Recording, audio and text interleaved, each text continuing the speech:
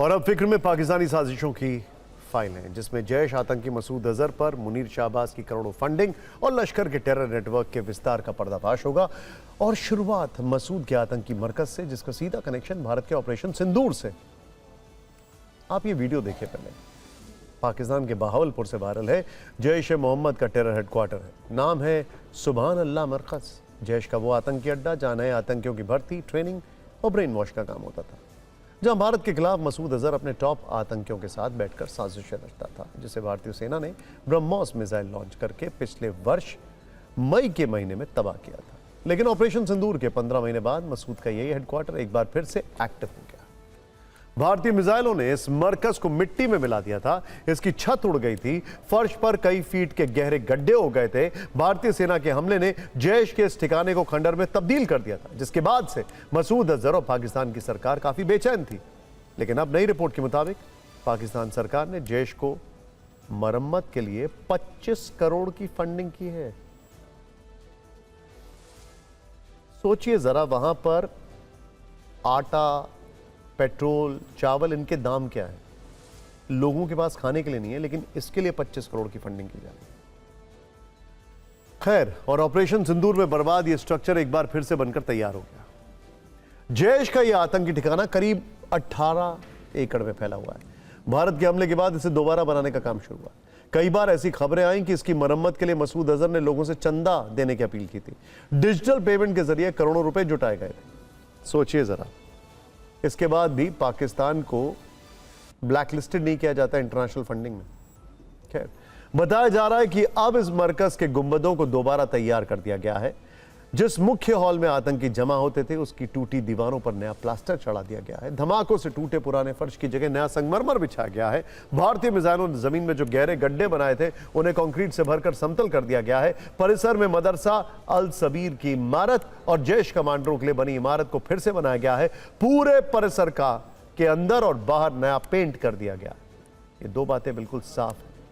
पहली ये कि आतंकी संगठनों को सेना सरकार की मदद का हमेशा की तरह पर्दाफाश हुआ है। स्पष्ट है, पाकिस्तान में छिपे मसूद और हाफिज जैसे वांटेड ग्लोबल आतंकवादियों के कारनामों को आगे बढ़ाने के लिए सेना सरकार हर संभव मदद करे। दूसरी है कि भारत में कई एक्सपर्ट्स अब ये भी कह रहे हैं कि चलो इस बहाने पाकिस्तान ने ऑपरेशन सिंदूर 2.0 के लिए सेना को ब्रह्मोस से तबाही मचाने वाला नया टारगेट दे दिया। असल में ऑपरेशन सिंदूर के बाद ये तय है कि भारतीय सेना के लिए पाकिस्तान में कोई भी टारगेट दूर नहीं है। बहावलपुर तो बिल्कुल भी नहीं।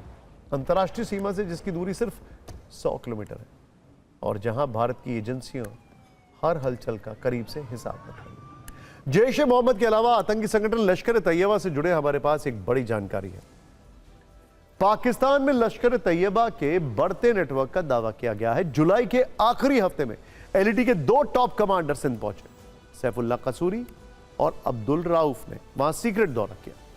सिंध में स्थानीय कमांडर फैजल नदीम के साथ बैठक की।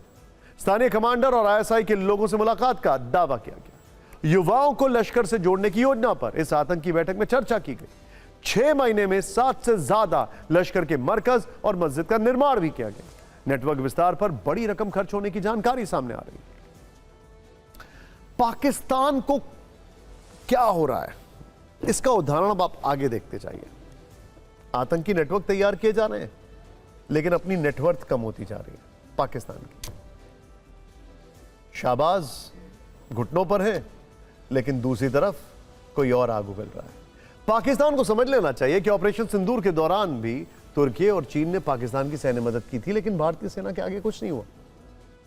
ना तो Chinese air defence system Pakistan को बचा पाए, ना ही तुर्की के ड्रोन भारत का कुछ बिगाड़ पाए। इसीलिए भारत इन डेवलपमेंट से कतई चिंतित नहीं है, बल्कि चिंता मुनीर को बढ़नी चाहिए, जिनके लिए मौलाना फजलुर रहमान ने टुकड़े टुकड़े वाले खतरे का ऐलान बजा दिया। पाकिस्तान के बड़े धार्मिक और राजनीतिक नेता मौलाना फजलुर रहमान, जो पाकिस्तान में मौलाना डीजल के नाम से जाने जाते हैं, उन्होंने सीधे सीधे मुनीर पर अटैक किया और मुनीर के दिल में भारत से 1971 की हार वाला दर्द जगा दिया है। मौलाना ने कहा कि सेना बड़े बड़े बोल बोलती रहेगी और देश 1971 की तरह एक बार फिर टुकड़ों में बंट जाएगा। वैसे पाकिस्तान में पिछले कुछ दिनों से 1971 की हार वाला डर काफी ट्रेंड कर रहा है।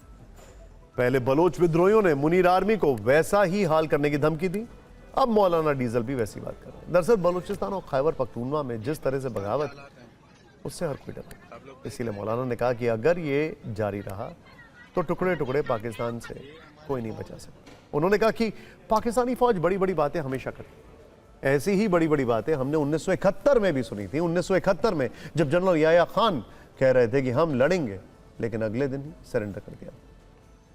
अब भी देश के कई हिस्सों में खून बह रहा है, हालात खराब है। यही चलता रहा तो देश का भूगोल बदल सकता है। मौलाना फजलुर रहमान 1988 में पाकिस्तान की राजनीति में आए। बेनजीर भुट्टो के दूसरे कार्यकाल के लिए लोकप्रिय नेता बने। बेनजीर के दौर में उन्होंने पूरे देश से डीजल कोटा प्राप्त करने में गहरी रुचि दिखाई थी, और तभी से पाकिस्तान में आवाम और सियासतदान दोनों ने मौलाना डीजल कहने लगे।